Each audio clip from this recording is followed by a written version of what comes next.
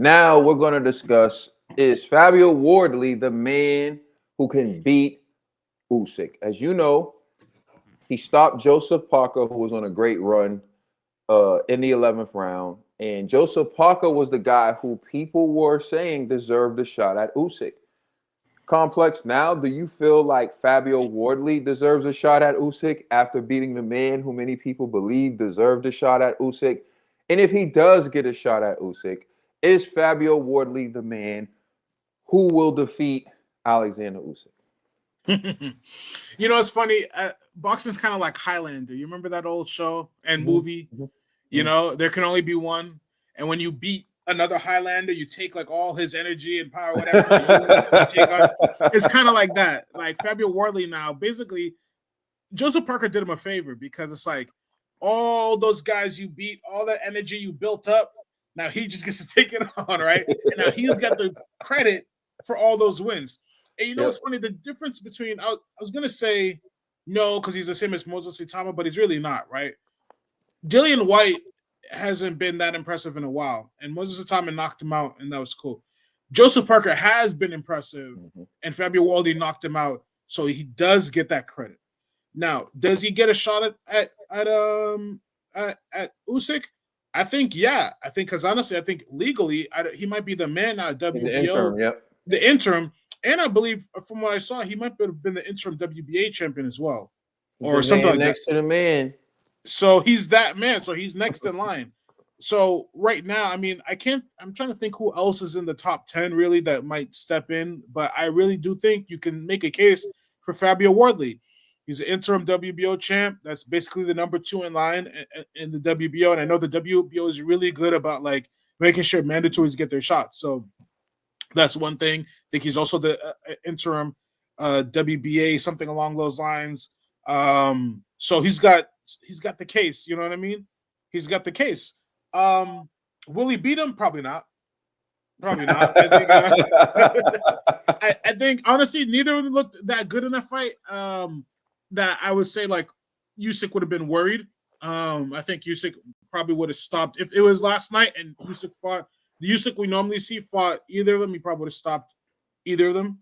Joseph Parker would have been stopped by Usyk last night, and Fabio Wardley probably because you saw even Fabio Wardley like crumpled in a heap after the win. He was like, "Oh, thank God!" You know what I mean? Like he was like, which obviously after 30 seconds of punching is a lot. Like you're tired. You know what I mean? In the 11th round, so I give him credit. I'm not trying to take it away. Especially the way they were punching.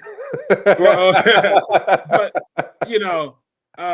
I don't think that Usyk, from what I've seen, would be too worried. Usyk would pour it on. He gets like more dangerous, I feel like, sometimes as the fight goes on. So I think he would have been really dangerous for those guys. But yeah, man, Fabio's got it right now. He's the number 2. You know what I mean? He's that whatever way you want to say. WBO, WBA, he's the guy. So what else, who else is gonna come in there? So yeah, give it to him.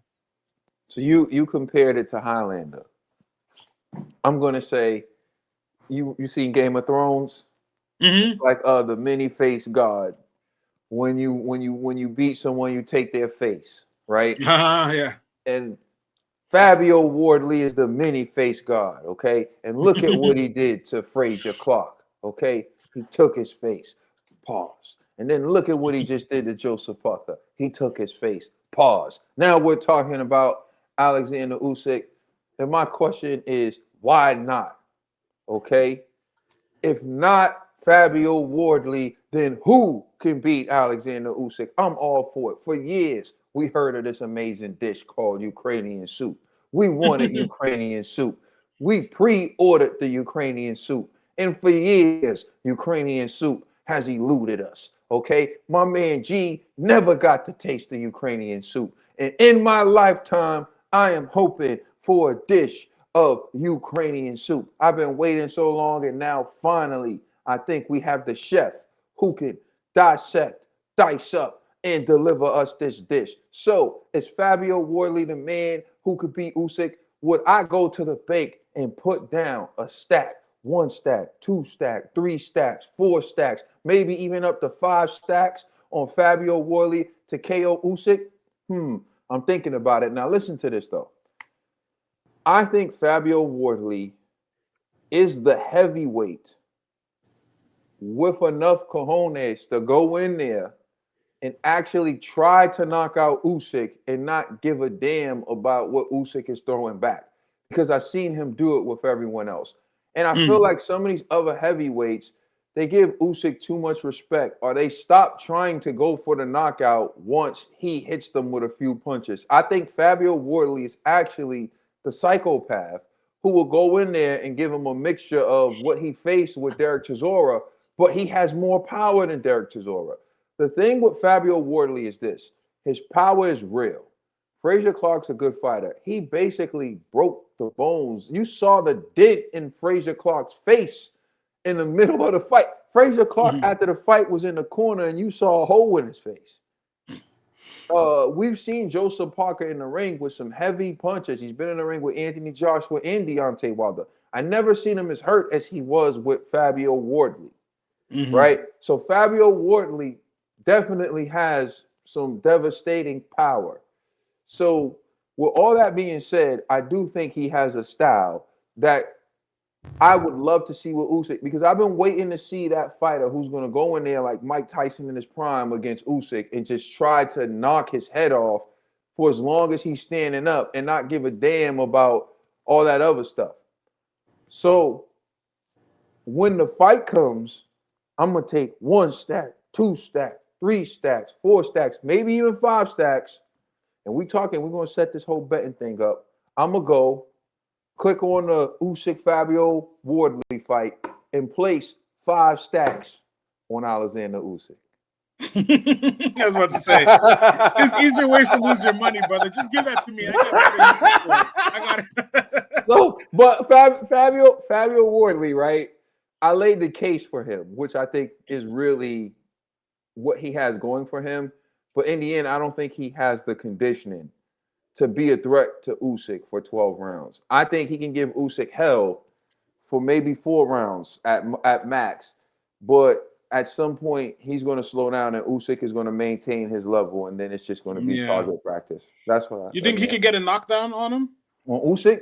You know, I think he could. I think he has 4 rounds against Usyk, to be honest with you. I think he has 4 rounds to stop Usyk. Because I don't think he can maintain the level. I think he comes out at a certain level, right? But I think his level fades quickly once he starts throwing those bombs and those haymakers, and he starts to slow down tremendously. Usyk stays the same, or relatively the same for 12 rounds. So I feel like, you know, if it was like the stock market, he's going to crash way before Usyk does. Like, Usyk doesn't even crash. Usyk is leveled up and down. Rounds. He's going to crash. Like, and once he crashes, he's going to get his ass beat. So while it's the Ukrainian dancing, man. So while he has the energy, he needs to hurt Usyk. He needs to knock Usyk out in 4. That's what I think.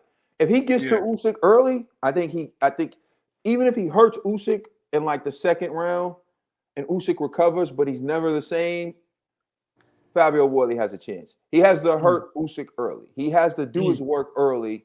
He has to change the fight early. If he doesn't do that, I don't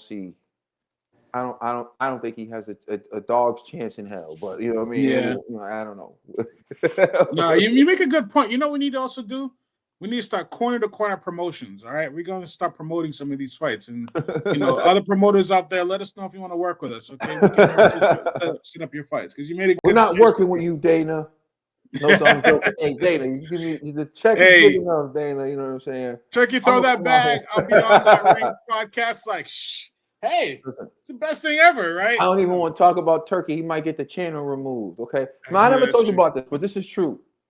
I did a video on Turkey, in sports washing and everything, and they came after my channel, like, and I told people this, and they thought I was joking, but then later on, it ended up happening to other people. So I just leave the whole thing alone. I wasn't even going at it to disrespect Turkey or to say it was a bad or a good thing. I was just covering what the view was and why all this is happening, whatever. And then no. That's when I realized, like, This stuff is big. Excuse me, it's bigger than you think it is. Like, Bigger, more money can buy us everything we own times 10 yeah. in a Like second. you know how there's like they're like, yo, we want to stop anything before it gains traction. Like, set Yeah. that boy up. Yeah. So I don't know, but anyways, we stick with No, us and go ahead. I just want one more thing. Fabio, actually, I just looked it up. Yo, so right now the Ring Magazine rankings: Tyson Fury #1, Joseph Parker #2, Adji Cabello #3. Fabio Wardley's down at #7, right? And he might have just jumped everybody if he just beat #2 Joseph Parker. And like I said in Highlander, you take his spot, you take his energy. He's now definitely at the very least #2. And But Tyson how is Fury's Fury already number lost. one? Fury said he's retired. He said he's not coming back. You know, And I don't know. even if he does come back, he fought the champion twice and lost.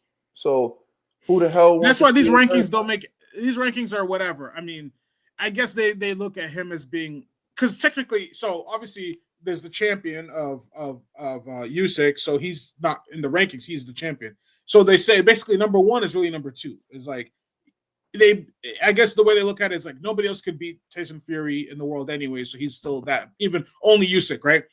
But Fabio Well, Wardley Tyson Fury being won't give anyone else a chance to beat him. He won't fight Anthony Joshua. Is he going to fight Fabio Wardley? Maybe he'll come and no, fight Fabio Wardley, but I doubt it. right. And I like But Tyson. Everyone knows that. If you know my history, you know I like Tyson. But I mean, you can't just. It seems like what he had a trilogy with Wilder. He fought Dillian and Derek Chisora, and then went to Usyk. But he doesn't. well, He no, doesn't also want fought Tyson Francis to. Ngannou.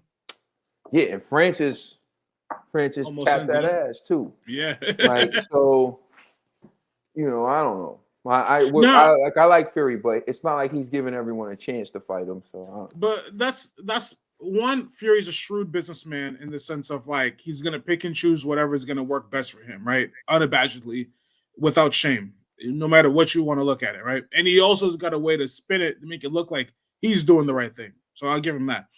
#2 is none of them are worth my time. yeah, My man, right. Fury. He can sell it. He can sell it in a They're way all that like, yeah, there's no dosses. point. Right.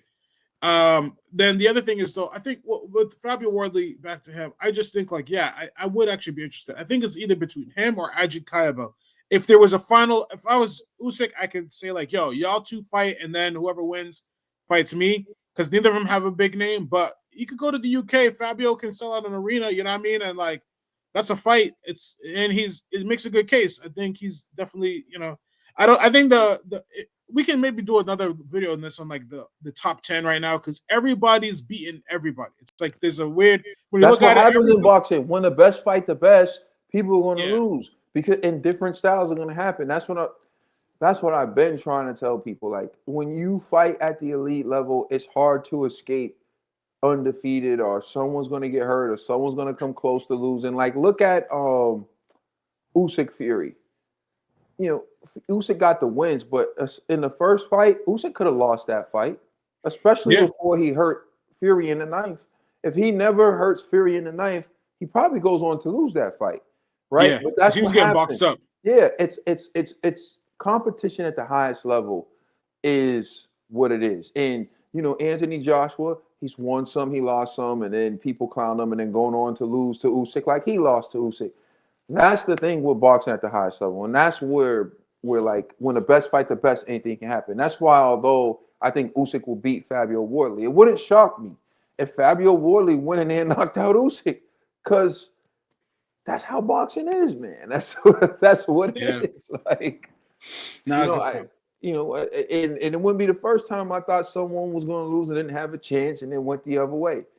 But with Tyson Fury, though, I'm just saying, like, I like him, but to me, there's no reason why he shouldn't have fought AJ. If you think you're better than AJ, fight AJ. Right now, him versus AJ is a great fight. Just for the sport in general, what it would do for UK fans, the spectacle it would be. He sees AJ as below him, and Fury, he goes to this holy trinity. Everyone's dossers, wankers, and tossers to to Tyson when he doesn't want to fight him. But no, You're right. At the elite level, it's tough. That's why you give guys who fight the best and win. And that's why they get all the credit. That's why you love someone like Bud. That's why you love someone like Floyd. Even Canelo. Canelo doesn't always win, but at least he fights, good fights that we want to see. Canelo always wins. He literally lost to like 2 people, 3 people, like he out of like 60 fights. But anyways, yeah, Fabio. All right, go on, boy. Get your shot. I'm interested. You sold me. I'm convinced. I'd pay to see that. All right, I'd buy a ticket at least for the first 4 rounds and see what happens. Oh yeah, But my money's on point Usyk. though. Put money on Usyk. One more Late round point though. stoppage or decision. I know how they gotta sell this though. This is redemption for the UK because Usyk been destroying their fighters. He's the mini face god of the UK.